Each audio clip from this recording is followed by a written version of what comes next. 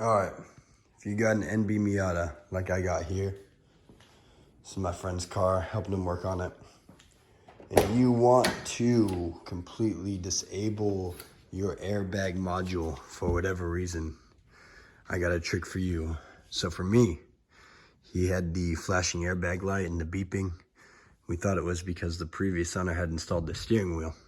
So we tried the resistor trick. If you don't know, 3.3 thousand watt, or 3.3 thousand ohm, my bad, quarter watt resistor. When you're putting an aftermarket steering wheel, you can plug that right into that airbag plug, and it should make that flashing light go away. However, that wasn't our problem. After doing some diagnosing, I found that he actually had a bad airbag module. Now, if you don't know, the airbag module on NB Miatas are located right about here in the dash. It's you got to take the entire dash apart to get to it. It's impossible to get to it from under. It's about 3-4 hours to take the dash apart, and I'm not going to do that. So what I'm going to do instead is I'm going to go into the wiring diagram. I'm going to figure out an alternate way to do this. So basically what I figured out is here's our airbag control module. Here's our power feeding that, going through the ignition switch. Right here, you can see we have 3 sources of power coming to it, coming to the airbag module. This one right here, this 15 amp, that says meter, that's just going to the instrument cluster. You don't need to worry about that. This 10 amp goes to the airbag fuse and then goes straight to the module. We can just pull that fuse, and that's just like deleting that source right there. Lastly, we got this engine 15 amp that goes to the module. Now there's a bunch of other shit that comes off of this 15 amp, so we can't just pull that. However, we can follow it up and cut that black and white wire. So that's what we're going to do. We're going to pull that fuse, cut that wire, and that'll completely disable the airbag module as if we had unplugged it. All right, back in the car. First thing you're going to do is you're going to disconnect the battery in the trunk.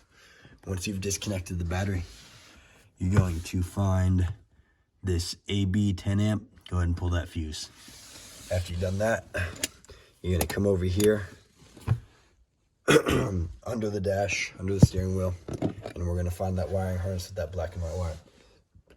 What you're looking for is a 13 wire harness that runs towards the up and center of the dash.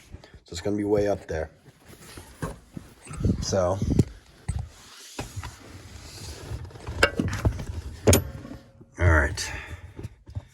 right here we have your steering column. Going to go left towards the center. We have this little plate or bracket with all these plugs going to it. And you go left of that, more towards the center. There's this long wiring harness right here. We're going to move that out of the way if we can. It doesn't really like to stay, but move it out of the way, and it'll reveal this very large harness right here behind it.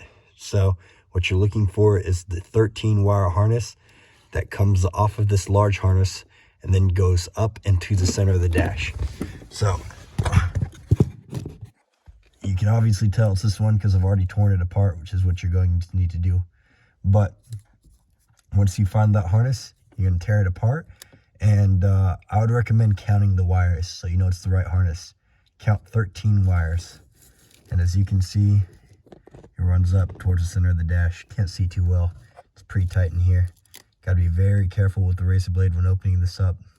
Work slowly. Once you've opened this harness up, this 13 wire harness, and you've counted the wires, you're going to find the black and white wire. I've already done this.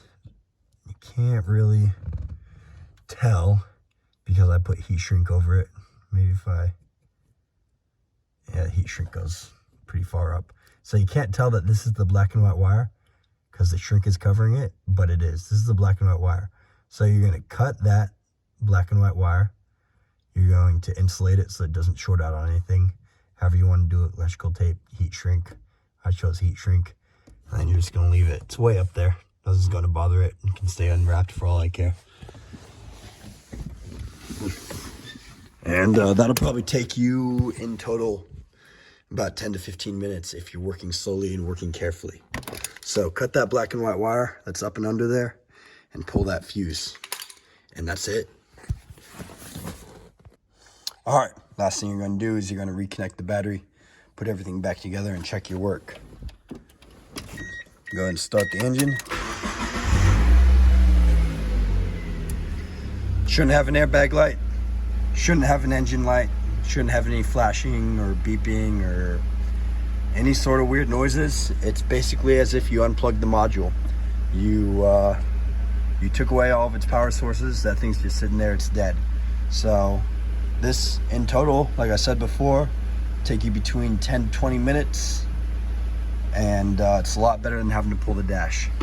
Also, a way I figure it, for all those people who really hate cut wires, trust me, I hate cut wires too, is if I were to go back in here and want to have airbags again, it would require pulling the dash and replacing that module. So no matter what, I'd have to pull that dash, and at that time, once that dash is gone, I could easily re-crimp those wires together, reconnect them, tape that harness back up. It'd take me an extra 5 minutes. So way I figure it is this isn't really causing any more damage than what already is done. We're just covering it all up.